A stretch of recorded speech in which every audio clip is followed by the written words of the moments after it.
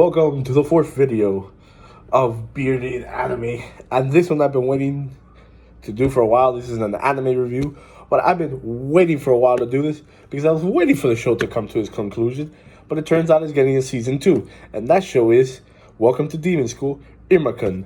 This show, I stumbled upon it by mistake. It's been like a month and a half since I ran into it, and I did not regret watching it. So this show plays about the pushover character who is named Iruma, who cannot say no to any request asked by him. His parents basically make him work for their living.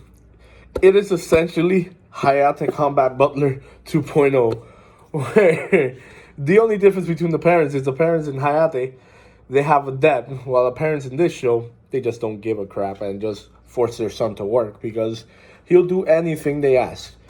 So on the job, it starts him working, and then he gets taken by a demon called Sullivan, who gives him an ultimatum that he essentially bought Iruma to be his grandson because he is jealous that the two other demons he hangs out with that are his closest friends have grandchildren, and they brag how cute they are.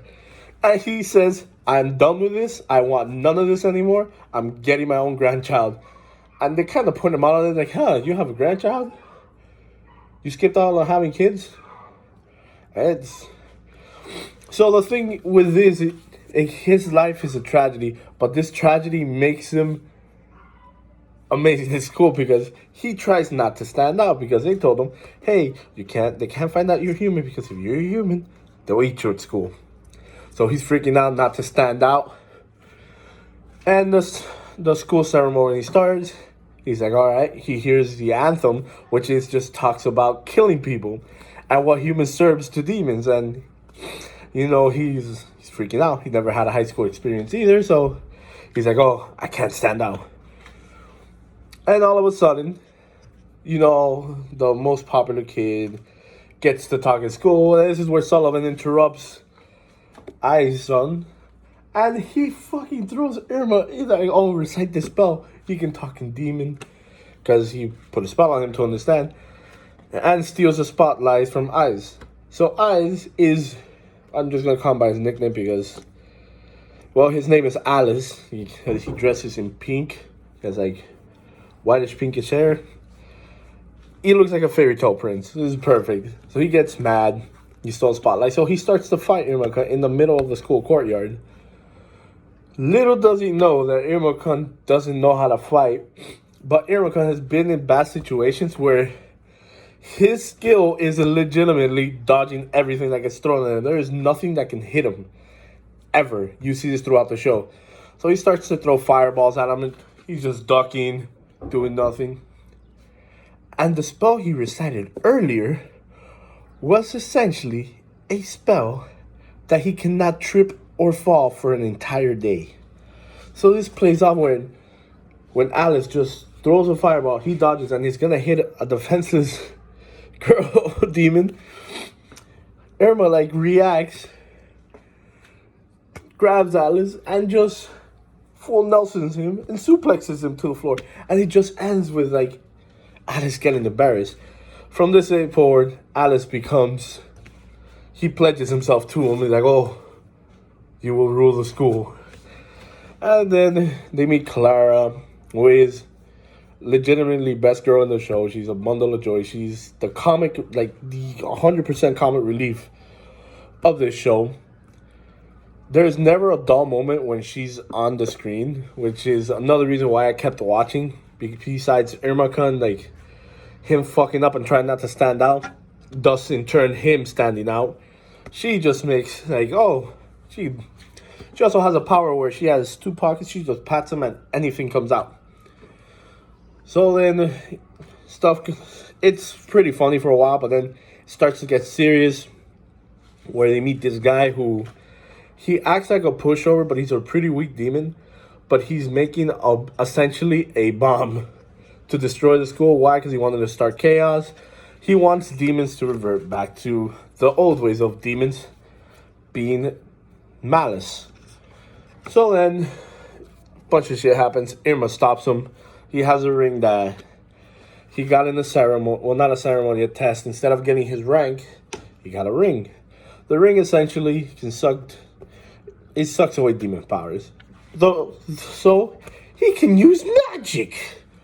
So his grandfather lets the ring suck magic off of him because he has such an amount of magic that it just to keep the other students safe from that ring. No, he teaches Irma how to use it. He's like, oh, never use this last setting because this last setting is we'll just drain you of all the magic you had in you. And then does what he does to save the school to be able to stop the bomb. It's like a little ball. He just lunges it through the air and just breaks a barrier seal.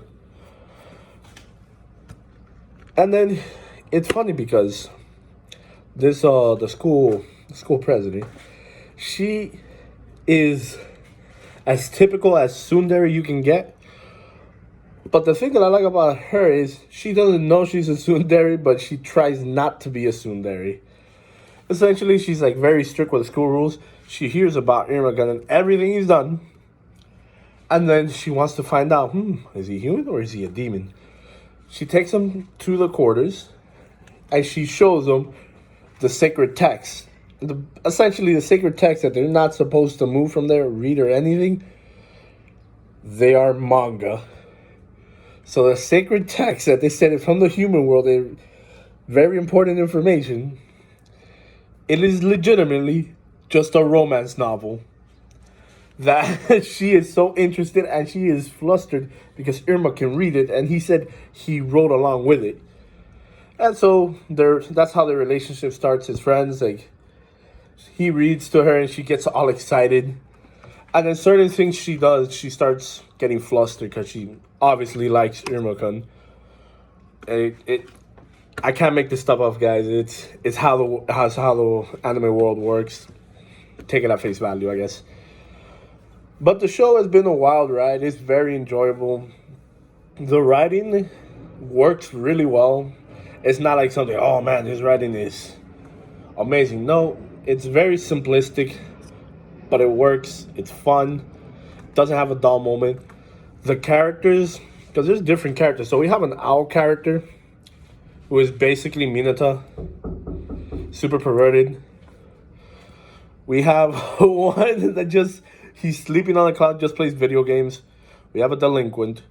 We legitimately have somebody that belongs in fucking Jotaro, meaning JoJo's Bizarre Adventures, whose name is Sabaton, who is basically a big fucking demon that can make swords out of his necklace. And he's ripped as fuck, and he looks like he belongs in JoJo's. Hence why I'm wearing the shirt. And this is ridiculous. Then we have the teacher that becomes Irma's familiar. I'm not going to explain that because it's a big spoiler, but it's funny when you watch it. He's very strict. He's basically a Dio-ish type of voice character, but he really cares about the kids. But he's just super strict. But the show is fun. There's a lot of enjoyable moments. There's a lot of like, what the fuck moments too. But at the end, I think this is a show you guys should give a try. I highly recommend it. And between the scale between 1 to 5, I give it a solid 3.5 out of a 5. It does have its flaws. Sometimes scenes drag too long. Certain episodes feel out of place. But the fun factor is there. And sometimes they break into song. Like, it doesn't make sense. You'll see when shit goes happening. You're like, oh, this doesn't make sense. And yeah. So, I hope you enjoyed this review. There'll be more to come. And I'll be seeing you next time. And always remember to hit that subscribe button, to hit those thumbs up, to leave a comment what you want to see next. Because we need the feedback, and I want to see and talk to each and every one of you. Adios.